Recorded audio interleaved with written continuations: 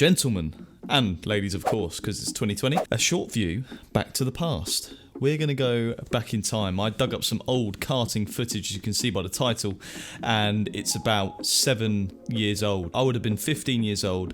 A race of mine, a 1 hour endurance race in a karting series called the Daytona D-Max Championship, which I raced in 7 years ago. And it's at PF International, which is probably the biggest karting track in the UK. And yeah, let's go and have a little look and see what it was like when I was racing when I was 15 in karts. Okay, so what it is worth saying is this is not my footage. This is the guy called Chris Hackworth. SES Racecam is his YouTube channel, and he is the guy racing me. So it was a battle at the front of 3 drivers, myself included, and there was a grid of 30 karts, so it was a very busy race, lots of traffic, and it was a 1 hour endurance race. So it was part of a championship, so I was going for the championship. I don't think I won it that year. I think I came third, but you can see the race start quite hectic, very bumpy. The quality of the footage isn't, HD, but it was 7 years ago, so this was really good to watch back in the day, and it still is now. I think you can still see what you need to see. So you can see the race start. I get a nice little gap at the lead, about a second gap there, and it's kind of impossible to break away there because the track is so long and big. Slipstream's so effective that, if they're in the slipstream, I can't pull away. It's like DRS on the Formula 1 game. You're just never going to break the slipstream. So the guy in second, his name's Tom Kempink. He's also a very good karter, and it was the 3 of us not only going for the race, but it was the 3 of us going for the championship as well. So at the age of 15, this was good. This was amazing for me. I was learning a lot each race. It was my first proper season in this championship, so yeah, I mean, it was a great experience for me. I look very fondly back at them days, and I like to think now, even in sim racing, I've taken a lot of what I do from these days, because the racing is so similar online to real, as we all know now, that yeah, I'm doing a lot of my racecraft and driving in the wet especially. That all comes from karting. So yeah, but I hope you enjoy the rest of the race. We'll talk you through it, and you'll see there's a lot of battling going on. So for the first 10 minutes of the race, to be honest, I was leading the race until Tom overtook me, and then once I was rattled at that point. I was like, damn, I've been overtaken for the lead. And at that age, I wasn't as composed. I used to get rattled quite easily. So we do hold second, but my head's kind of gone a little bit. I do remember that quite vividly. And Tom is starting to gap, but we're in the slipstream, so we should be able to stay with him. Then Chris goes up the inside into the hairpin and almost takes out Tom there, but he's really good on the brakes, so he did avoid that. So we're currently now third, and Chris is going to hunt down Tom for the lead. These karts are they're like Club 100 karts. They're not exactly the same. The engines are different, but they're Rotax engines. We got the inside of Chris there in the chicane, and I think Chris does get us back going into this next right-hander. So just, proper karting race. Loads of overtaking, slipstream, loads of defending. Tom is starting to break away now, so I think you'll see Chris here. He does signal to me that we should catch Tom, because Tom at the time, it was round 3 of the championship, he was leading the championship. He won both of the opening races, so we couldn't let him win again. And you can see that the gap is huge. He's actually built at least a 2-second gap there, and I got the inside of Chris, aiming to try and catch Tom. But yeah, the karts, 2 strokes, they are slightly restricted engines because it was a rental kart championship, so in theory anybody could have entered as long as you had the money for it. So if they had fully blown Rotax engines, non-restricted, it could have got very messy. You can see the karts have got the wraparounds to stop obviously people making wheel-to-wheel contact, because as many of you know, in karting, if that happens, it can be quite dangerous. So it's a safe championship. And it was competitive as well. I mean, all 3 of us were relatively of the same pace throughout the whole year. Towards the end of the year, I started to improve quite a lot. I reckon I had a bit of an advantage, but throughout the majority of the year, it was so close, and it was such an enjoyable championship to race in.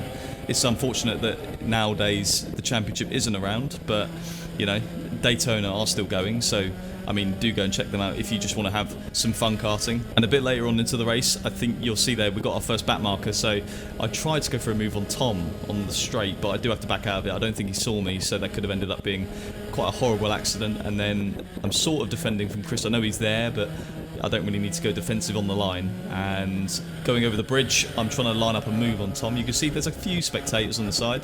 It's not exactly rammed, but you're not going to expect it to be. It's not that kind of level of karting. You can see here, going into the hairpin, I do outbrake myself, and does Chris as well, sort of. So we all make contact with each other slightly, but no harm done. Rubbing's racing, as they say. So a few laps later, going under the bridge, you'll see this. What you'll see next is quite horrible, to be fair. Is a backmarker stopping on the apex. We crash into the back of Tom. Chris crashes into the back of us. And if we rewind and look at the shape of my neck on the impact, it's horrible, man. Like, it killed for the next 5 minutes after. I had to obviously get over it and focus on the racing. But you can see on the straight going down into the hairpin, I'm also ducking my head down, and that's to make the car more aerodynamically efficient. I think we all do it, and it does reduce drag. It does give you that little bit of extra straight line speed, which in a race this close you do need it. But back onto the neck thing. That's why people, wear neck braces. In cars they wear hands devices, is to stop your head disjointing from your body. Obviously that wasn't particularly bad. It wasn't like an airplane crash, but still it hurt, and that's why you should consider wearing something like that. Anyway. Onto the race, we're still second, running, with the top three. I think the gap to fourth was about 20 to 30 seconds at the end of the race, so miles clear of everyone else. Alright then, Mika Hakkinen fans, you're about to be extremely impressed. As you'll see here, I'm second, running behind Tom, going into the hairpin, pull out from the slipstream with a back marker, double overtake, see you later, good night. Yeah, so Chris there, obviously in his video, he said, my bad, locked the brakes. That's why he ended up making contact with the other karts, but there you go, we're in the lead of the race. About 20 minutes to go. Chris obviously thinks there's something wrong with his brake, but it's so easy to lock the brakes in these karts. It's like, there's nothing, you put the pedal down and then all of a sudden it's 100% brake. It's very weird. Right, and then you can see later, a couple of laps later actually, Tom up the inside of the hairpin. I get a run on the exit, so he's got the inside for the next corner. He's always going to make that move stick, really, so I give it up. And then Chris is trying to get the switch back through the fast chicane, doesn't quite get it, so we're back into second place now, and we do go for a move actually in the third sector on Tom, but it's really tight, not really any room there for a whole car to get through. We try to get the switch back and we do. I do think Tom holds it around the inside though. Yes, he does. And then Chris, out of nowhere, pulls a triple overtake, so, great move there. And it is worth saying, obviously I was 15 years old, Tom was, in his prime, should we say, in the mid-20s, I think he was. Chris was well past his 40th birthday. I think he was in his mid-40s, so he had the experience. There's the argument, when you get that old, you lose a bit of pace. It was hard to see that. He was rapid, mate. So, it was a good kind of mix of ages and people at different stages of their career. And I learned a lot racing these two. I know, it's not top-end karting, it's not world championship stuff, but I learned a lot from all the experiences they've been through. They used on me, and then I learned from them. So, yeah, it was an interesting time for sure. So with 10 minutes to go with the race, we're going into the bridge section, and there's a back marker, and you can see on the outside there, we pull around the outside of Chris, put a lovely move up the hill over the bridge, and we are now into second. And I'm pretty sure we go into first by the end of the straight. Could be wrong, but as you can see, all of our heads are down trying to get the best aerodynamic efficiency going down the straight. We get on the inside of the back marker and we're into second. And I do believe the two of me and Tom, we do pull away from Chris in the end. I don't know if that's a kart issue or maybe Chris just fatigued a bit more than us, but yeah, that was a very important move in the end. And then literally a lap later, we got the inside of Tom on the same hill. We obviously liked that overtaking spot, and we used it twice, and we're now in the lead of the race with I think 8 minutes to go or something like that. So yeah, very, very important. And I just, at this point of the race, I was, holding back halfway through the race, let them two kind of have a little ding-dong, see if they had come into an incident. It wasn't working, so I thought track position is key. So you can see there's a back mark on the left. Chris doesn't quite manage to make the apex of the corner, so he loses about half a second there, but yeah, it's still very close. So Tom on the next straight decides to make a move going into the fast right, which is basically turn one, and we give it up. He gets the move, he gets the lead, and you can see we're not happy because we go straight back at him. We don't kind of back off and let him take the lead. We're, over the next few corners, we're setting up a move basically for the straight, taking a slightly wider line, kind of propel yourself off that corner, and then in the slipstream we're going up the inside. Chris seems to be struggling to keep up all of a sudden. It's very weird. I don't know quite what happened, but I'm kind of thankful it did happen, because I could do with every point in the championship I could get, at the time. So we take the lead of the race again. You can see that gap developing, and once me and Tom were so close with that toe to each other, Chris could not kind of stay with us. There's obviously back markers which could play a factor, but even though we're making moves on each other, Chris, obviously here he catches up, because me and Tom make quite a lot of contact. Tom actually goes up the inside and takes the lead of the race. So yeah, it was like this for a whole hour. Oh, it was unbelievable. I wish you know, I could go back sometimes and do races like this. Obviously I can because the Club 100's still running, etc. But yeah, it's just finding priorities. And at the time, this honestly felt like I was driving in F1, whereas now it would probably feel a bit, you know, less serious.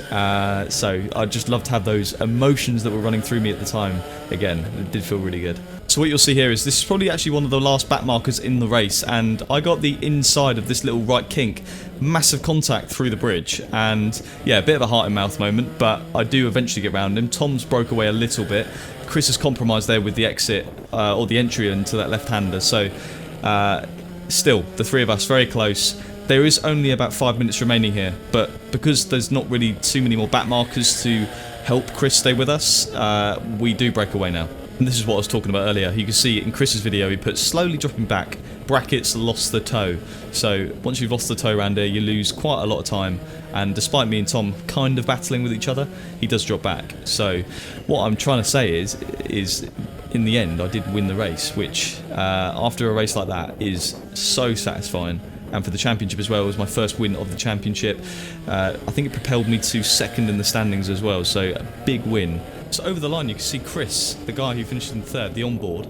He's miles behind us. You can't see me or Tom anymore. So it's very strange why he did drop off in the way that he did. But we did get the W. So yeah, a good race. Really enjoyed that one. Hope you enjoyed watching. And let me know if you want to see more of these, because there are heaps of them. I did race for 2 or 3 years with Chris. So all the onboards he's got, I'm featuring quite a lot in them. So yeah, just let me know. Give it a like if you liked it. Comment what you want to say and sub to the channel if you really liked it. Massively appreciated. But I guess until the next video, I'll see you soon. Bruh, look at this dude.